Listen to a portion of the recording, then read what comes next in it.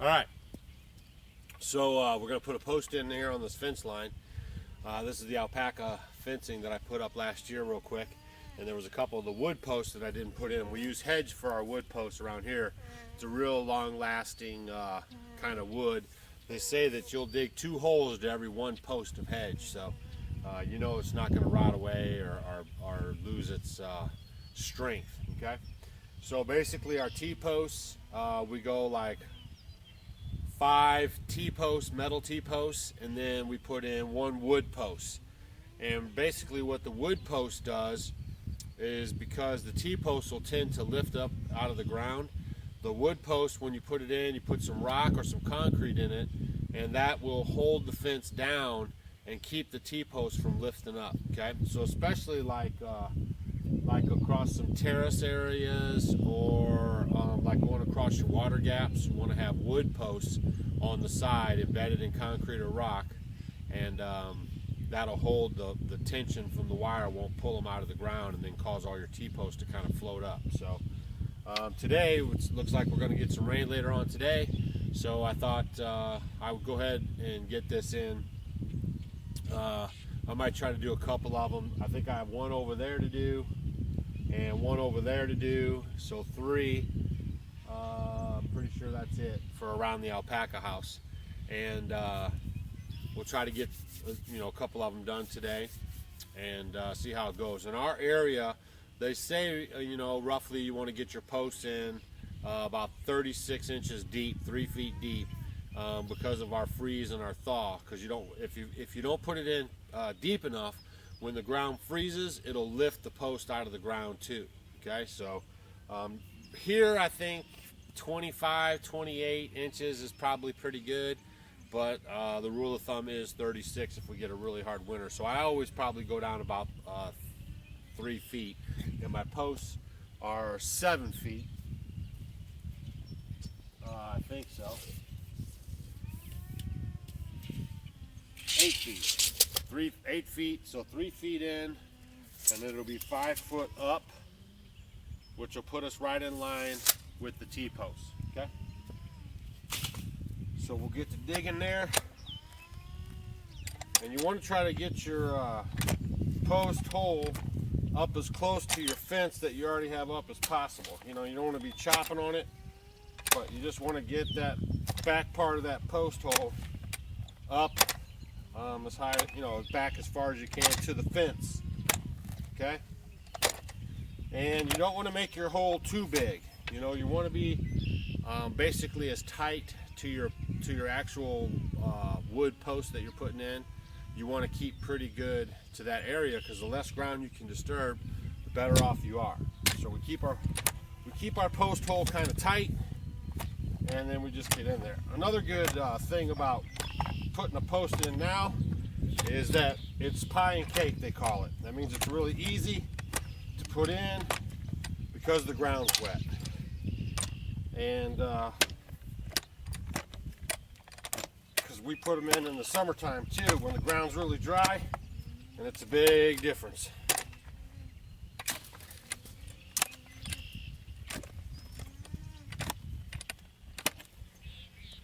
And again, I got this post is set up about 10 feet in the center.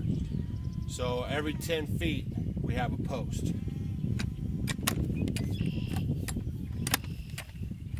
And it would be the same if you're doing Alpaca fence or horse fence or whatever. It's all pretty much the same rule of thumb. You can hear the boys kind of crying because the girls are over around the house eating. They like to be 1 pasture away, and when they're 2 pastures away, they're kind of crying about it. So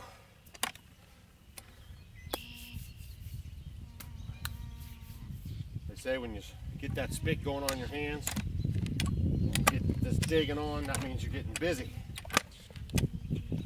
It's supposed to be a little bit warmer today. It's been kind of cool the last couple days. Now there's a lot of different kind of diggers you can get. These are wood handle diggers, and I like them. They're actually Craftsman's from Sears. I bought them a long time ago, back in when we were living in the city. And the kind of nice thing about these is it has a little tape measure on them. So that's kind of cool. It tells you how far down you go. And then I got them notched in up here to show me 4 feet. Because sometimes we put our post in 4 feet instead of just 3. Depends on, you know, like if you put a corner post in, a post that's going to hold a corner or a gate, or is the like down there is a corner, then you want your post deeper into the ground, so when it gets pulled on to tighten up the fence, you're not going to get any give in it. So if you cheat yourself with doing that stuff up front, all you're going to do is cause more work later on, because you're going to have to get out there and repair it. So I'm down maybe over a foot, and the ground is still kind of muddy, which is good. I mean, we like to see the moisture, but in a way it's not good, because I want to get the plow going. I'd like to get the garden in. Everyone's going to be a little behind this year because we've had too much rain. I don't think anybody really has their garden plowed up.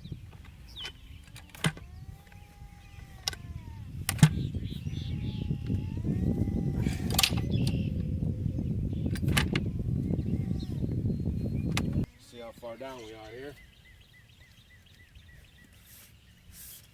I tell you, man, I'm not kidding you when I tell you it's pretty easy digging in the wintertime. I dig a lot of holes. Yeah, we're just 2 inches away from 36. So if you are going to dig some holes after a rain or in the spring,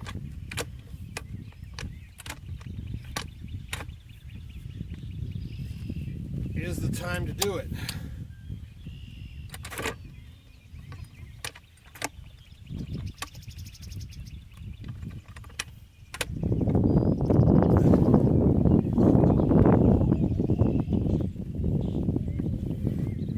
What else is going on? Everybody have a good weekend? Hope so.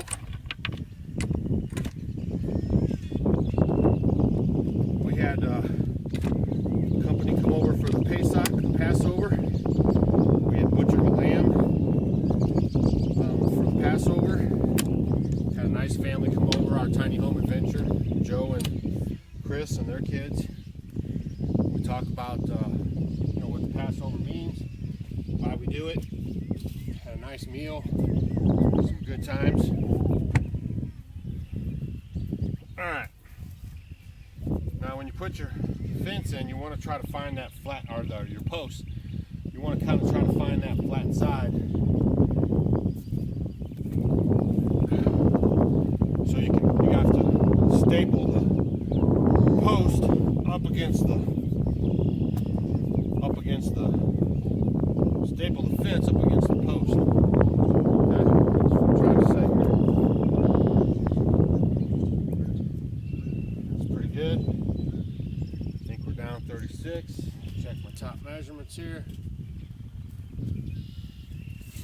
Might have to cut a little off the top later on, but that's no big deal. You know, I'm at 5 feet, so I know I'm 36 inches in the hole. So that'll be fine. And then I can always come back later, take a little bit off the top of this. And then the boys, they like to jump on the fence. So this will help give the fence a little more tautness. So when they jump on it, it won't give as much, you know.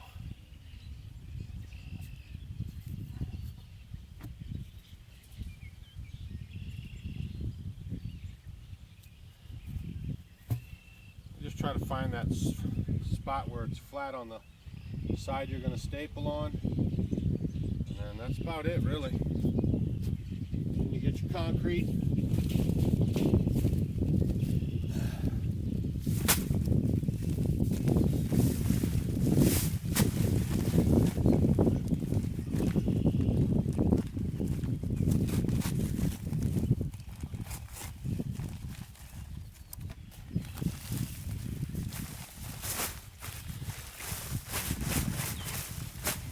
try to work it all the way around the hole.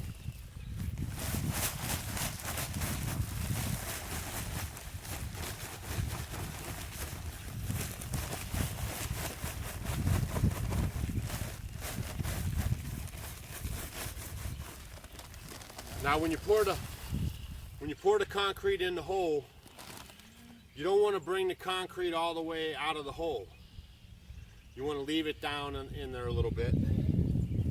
And because what you're going to do once you put the water in there, then you're going to fill some dirt back on it and kind of cone it up just a little bit so the water runs away from the pole. But you don't want to fill the hole up all the way to the top with concrete.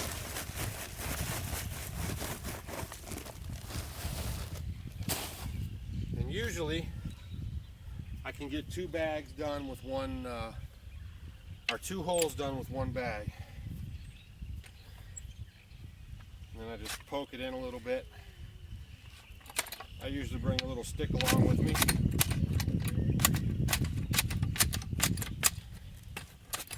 But I forgot one, of course.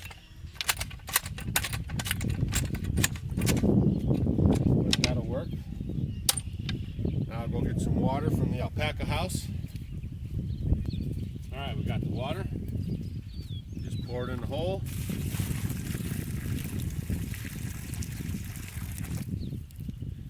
And you're pretty much done. I'm not going to put the dirt back over the hole just yet. I'll let that soak in while I move on to the next hole. I'll try to get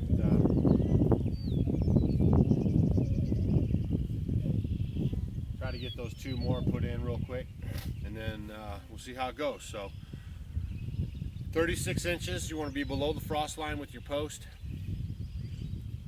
You want to get it in. Then you want to put your post in straight as you can on the side that you're going to staple against the post, okay? So when I'm looking at it from the house, it has just a slight turn in it, but that's all right. I didn't want to position it where it'd be straight for me looking at it. I want it to be straight when it goes up against this, wire gets stapled up against this post, okay?